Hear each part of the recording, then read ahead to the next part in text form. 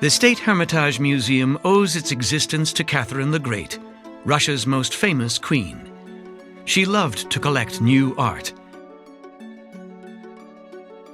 After the death of her husband, she also wanted to meet eligible new men. But for a queen, finding dates can be tricky.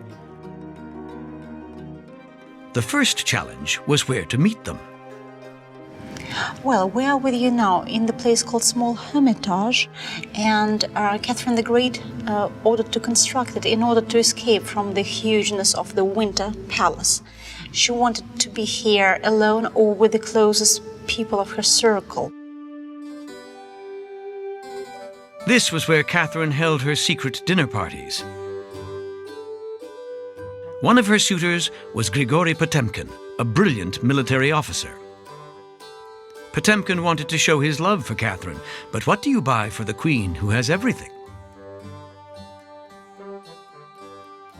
His answer can still be seen in the room where she held her dinner parties. It is an extraordinary peacock clock, recently restored.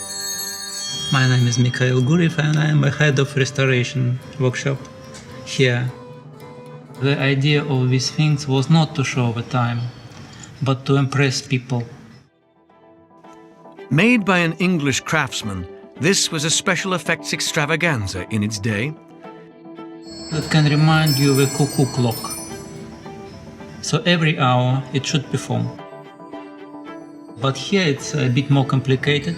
Every hour the cage around the owl starts to rotate, some music should chime, and when the peacock spread and rotate, turn back and forth, and last the cock is crying.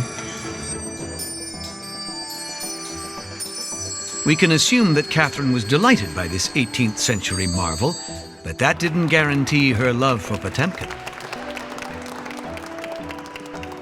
There were some stories about the secret wedding between her and Potemkin, but nevertheless, I think it was the best for her as a statesperson to be alone, to be single, and that was the only solution for her, unfortunately. Catherine had a long string of other lovers. Today, Potemkin's gift is all that remains of their love affair, and each Wednesday at 1 o'clock it comes to life, a reminder of his eternal love for his queen.